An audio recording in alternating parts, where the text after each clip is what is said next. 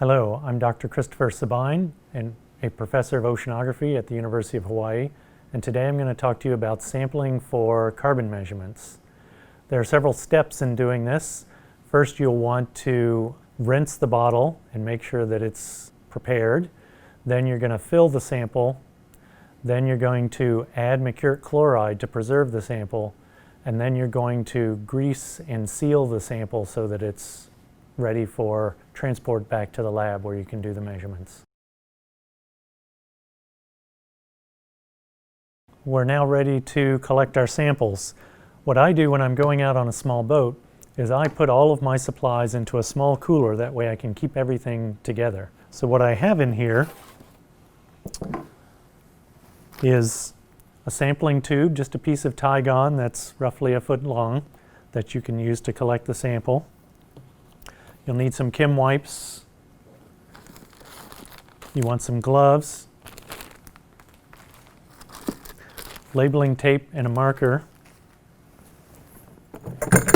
You want your bottles with the rubber bands and clips. And you want a small box of supplies that includes the pipette for adding the mercury, the pipette tips, a waste bag, your mercuric chloride,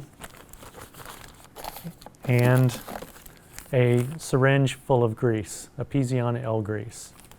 If you have all those components, then you're ready to begin. So the first step is getting the water, and there are multiple ways to get the water. Sometimes you'll have a Niskin bottle like this that you'll lower down and trip to collect the water sample. If you do that, you're just going to stick your tubing onto this nozzle and fill the sample bottle following the techniques that we'll talk about later. But what I want to show you today is how you would collect a water sample if you don't have a Niskin bottle. In other words, you're just going to be reaching over the side of the boat to collect the water.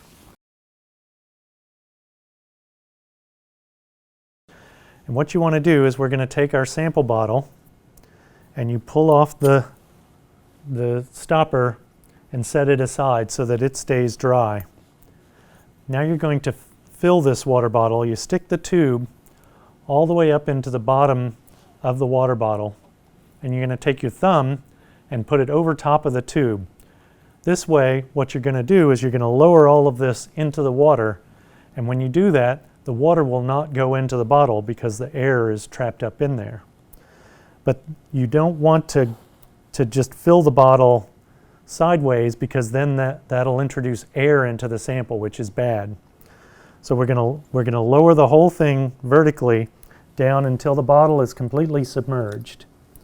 That also gets you below the surface layer where there could be muck or surfactants or something on the water. Once the bottle is submerged, just slowly release pressure with your thumb. That will allow the air to escape out the tube, and the water will slowly enter the bottle without introducing any bubbles. Once you see that the bottle is completely full, turn it right side up and then bring it up with your thumb again over the tube. Now we need to introduce a little bit of a headspace into this bottle. So with your thumb still over the tube, pull the tube out, and the volume of the tube creates a headspace in the top of the bottle. That's the first step. Now we're ready to poison it, and then we'll seal it.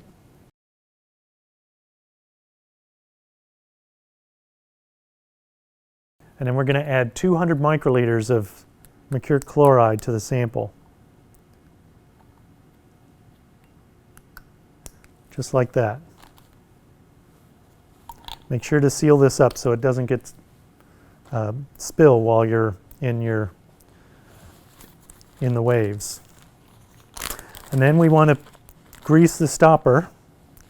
So you had set this aside before. We're going to put 3 stripes of grease onto the stopper at roughly equal distances around. You then take the stopper, put it into the top and twist it to make sure the grease gets spread everywhere. You now want to take the bottle and invert it a few times, make sure that mercury is spread throughout. Now all we need to do is put on the rubber band seal. What you do is you take the clip off, slip the rubber band over it, put it over top of the lid, and then snap the ring on. Now your sample is ready to go. Don't forget to label it with your sample location.